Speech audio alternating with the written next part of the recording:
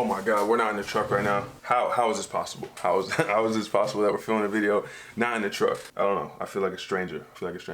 Anyways, what's going on, fam? How we doing today? I hope we're doing well. Today's a great day. Today's a real chill, overcast day, so I figured why not? This is my little office area, but it's kind of under construction right now.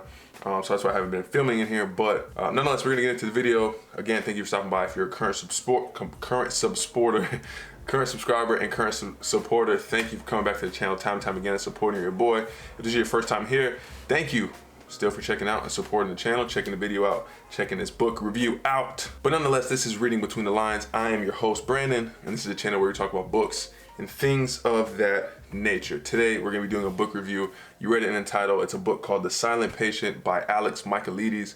And I freaking enjoyed this book. So let's get into the review. So the plot of this book, we follow two main characters, one by the name of Alicia and the other by the name of Theo. Alicia, she is the main character. She's the silent patient. And this is no spoilers, no spoiler video. But what I'm about to say sounds like a huge spoiler. But she shot her husband in the face, and that's how the book starts. That part of the book is on the back cover. It's the description, so I know it's not a spoiler, but like what? You start a story and the husband immediately is shot in the face? Huh? Like this, so, okay, so that's the first part of the book.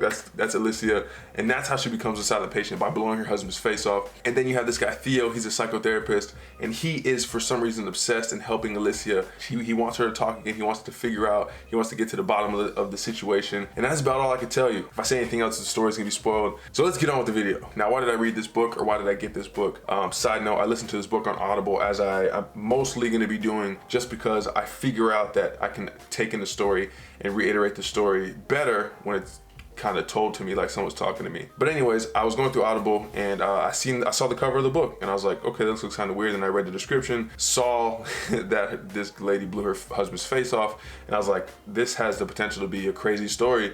And I love crazy stories, especially in the mystery and thriller genres. So I grabbed it. I didn't grab it, I pressed the purchase button on the Audible app. But yeah, that's the reason. The cover drew me in. I judged the book by its cover, and luckily it paid off this time. Onto the writing.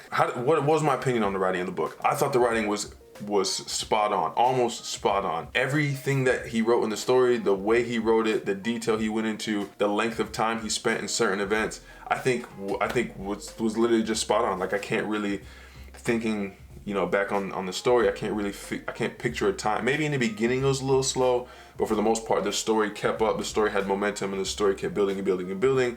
And that was based upon his writing, which I think he did a great job at. Next up, the characters and what I thought about them. Most books that I read, most fiction books that I read, the characters are typically developed properly. Some are underdeveloped and some are overdeveloped. I think Michaelides took a proper amount of time to develop and to describe each character throughout the book. All the main characters, I think they were developed properly. You figured out who they were early on in the story, and you kind of knew their positions as things happened, which obviously helped the storyline and me dictating and putting the story together as time went on. Also, within the characters and the writing, he did a great job of keeping me in my attention span and my hopes and desires for reading a mystery thriller. He kept me immersed in the book, again, based on his writing and the description of his characters. Big ups to you, Mr. Alex. Onto the events of the book. I think they were for the most part like pretty darn solid. The only thing that I wish sometimes every now and again throughout the book is there are certain small events that I wanted more detail in, and some of the big events I wanted less detail in. But for the most part, you really knew what was going on. You really knew who was there, what they were saying, you know, what the problem was, how they were trying to find a solution, everything. All the events were, I think, structured very properly. But me being a story junkie, I like things to go into super detail. Not too much, obviously, because if it goes too long, it just drags on and gets repetitive. That part of me just wished that there was a little bit more from certain events. But for the most part, Alex did a good job. On to the pros and cons. I personally don't see any cons with this book, but I have seen reviews, and I could see how people might think that this story would have been a better story if it was shorter. So on Audible, I think it was like a 9-hour book. Maybe if it was 6 hours, 6.5 hours, these people that I've seen talk about this book might have, you know, given it a higher rating. But for me, again, being a story junkie, I like to be immersed in the story. I don't want to hear a story that's kind of half-assed, or I don't want to hear a story that like this character could have been developed a little bit more, or this event could have had a little bit more power behind it. So for me personally, I loved the duration of this book. But anyways, I don't think there's any cons in this book, really. Like, unless you're a fan of getting as much information in the shortest amount of time possible, that might be the only con. I'm just saying. One of the other pros that I'm a super big fan of is that the, like I said, I listened to on Audible, and the voice actors or the voiceover people or whatever you want to say, they did a great job at being Alicia and being Theo, and the way they spoke and the way the events played out in the book and the locations of everything matched almost perfectly. And that is one of the things that I was super happy about, because I listened to a few audiobooks where things just didn't click. Like the voice didn't sound right with the book, or there wasn't enough energy behind the voice to match the energy in the story.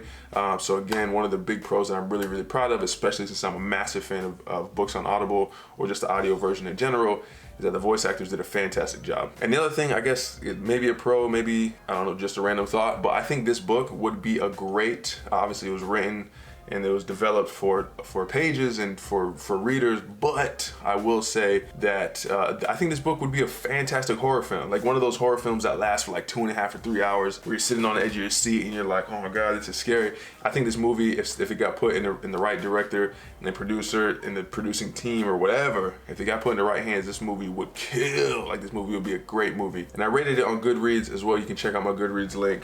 I'll put that down in the description, but that's gonna be the next thing. How did I rate this book? I put solid 4 stars, because you can't do like 4.1 or 4.2, but I put a solid 4 stars on this book based on everything that I said. Events, characters, the plot, everything. It fit my style of reading. It fit my liking, like to the T, like almost to the T. Like I said, there's a few things I tweak, and that's why I gave it a 4 stars. So again, big props to you, Mr. Alex Michaelides, for hooking me with the cover, hooking me with the description of the book. Would I recommend this book? Absolutely, I'd recommend this book, especially if you're a fan of mystery and thrillers. This one, it wasn't like, I've heard some stories and I've read some other books where the ending is like, you didn't see it coming, like there's no shot you could guess it. This one, the ending was a little bit different. Like I said, I'm not gonna get into any kind of spoiler feelings, but it was just a little bit different than what I anticipated. But if you do like a very solid mystery thriller book, I would highly recommend this. A little bit of horror in it. I would also recommend listening to it on Audible. But again, if you get more immersed and you get more into the book by reading it, then do your thing, boo-boo. But anyways, that's it for this review. The Silent Patient by Alex Michaelides. Fantastic book, 4 out of 5 stars. And yeah, hopefully I can find some more books like this. I posted a little poll a couple days ago asking people to recommend some books along the lines of a mystery thriller short book kind of deal, and I got some good ones in there all on my list to look into and all that good stuff. So if you enjoyed the video, give it a thumbs up. If you want to chat about this book, give more recommendations, tell me how crazy this book was, or tell me how bad you want to read it, or whatever you want to say, go down to the comments below. And lastly, subscribe and join the squad that reads between the lines, because we have fun here. Thank you for stopping by the channel, new and current supporters. Really appreciate you guys. The love has been real, all the comments and everything. I just want to show a little gratitude right now. Close to 2,000 subscribers, and I'm just super excited to have the ability to hang out with you guys and chat about books and things of that nature. So until the next video, I'm out. I'm gonna go eat. It's almost that time. I'll catch you guys in the next video. Peace.